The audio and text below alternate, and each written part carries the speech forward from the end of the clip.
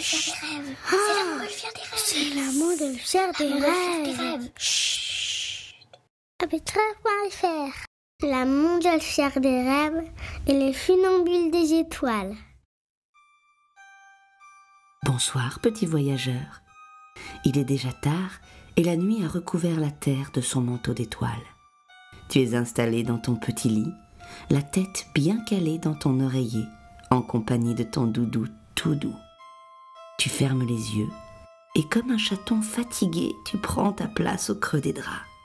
Tu respires lentement et le souffle chaud qui sort de ton joli nez emporte loin tous tes tracas.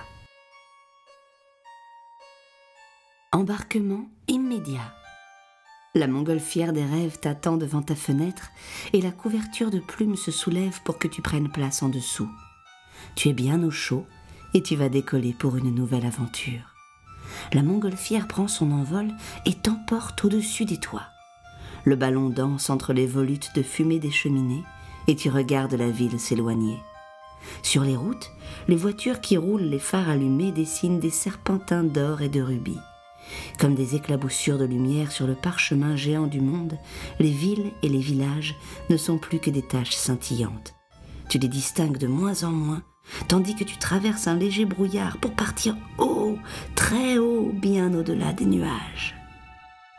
Un nouveau sentiment de légèreté t'envahit, tandis que la montgolfière commence à te bercer dans l'immensité de l'univers.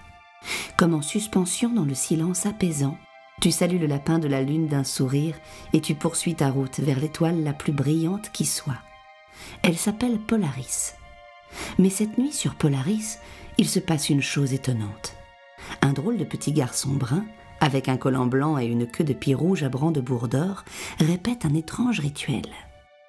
Il tient devant lui en travers un bâton courbe au moins 3 fois plus grand que lui.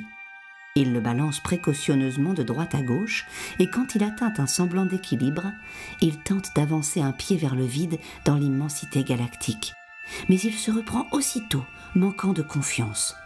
Tu es très intrigué. La montgolfière t'approche un peu de lui et tu lui demandes qui il est. « Tu ne sais pas qui je suis ? Pas étonnant que je n'y arrive pas alors. » Décidément, ce petit bonhomme est plein de mystères. « Je suis Arcas, le funambule des étoiles. » Mais qu'est-ce qu'un funambule ? Un funambule est un artiste qui marche sur un fil pour aller d'un point à un autre. Enfin, ça c'est au cirque, parce qu'un funambule des étoiles a une mission beaucoup plus importante. En avançant sur un fil imaginaire reliant une étoile à une autre, il dessine les constellations. Arcas, lui, dessine la petite ours. Tu en as déjà entendu parler ? Oui, bien sûr. On a dû t'expliquer qu'elle ressemblait à un petit chariot ou à une petite casserole. Mais si le fil d'Arcas ne se crée plus sous chacun de ses pas, il ne pourra plus la dessiner et personne ne pourra plus la voir. Peux-tu l'aider ? Après tout, tu es un voyageur des rêves et les voyageurs des rêves sont tous un peu magiques. Il te suffit peut-être simplement de lui redonner confiance. Alors tu lui racontes les soirées passées à regarder le ciel pour voir les dessins des étoiles. Tu as besoin de lui pour les voir. Tous les enfants du monde ont besoin de lui pour comprendre la magie du ciel. Ils ont besoin de moi ? Tout à coup, Arcas se sent très aimé et très important.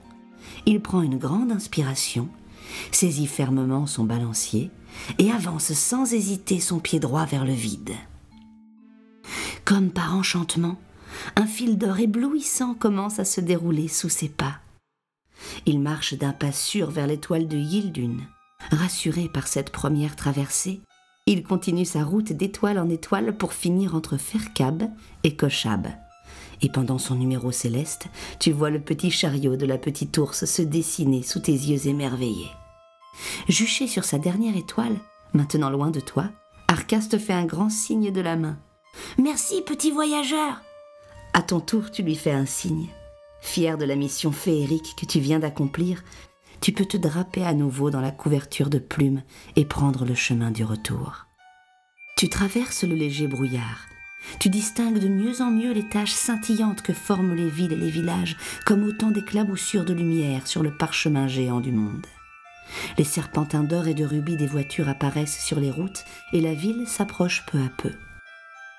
La montgolfière danse avec les volutes de fumée des cheminées. Détendu et le cœur heureux, tu te retrouves dans ton lit tout chaud de câlins et d'amour pour rêver au dessin des funambules des étoiles. Bonne nuit, petit voyageur.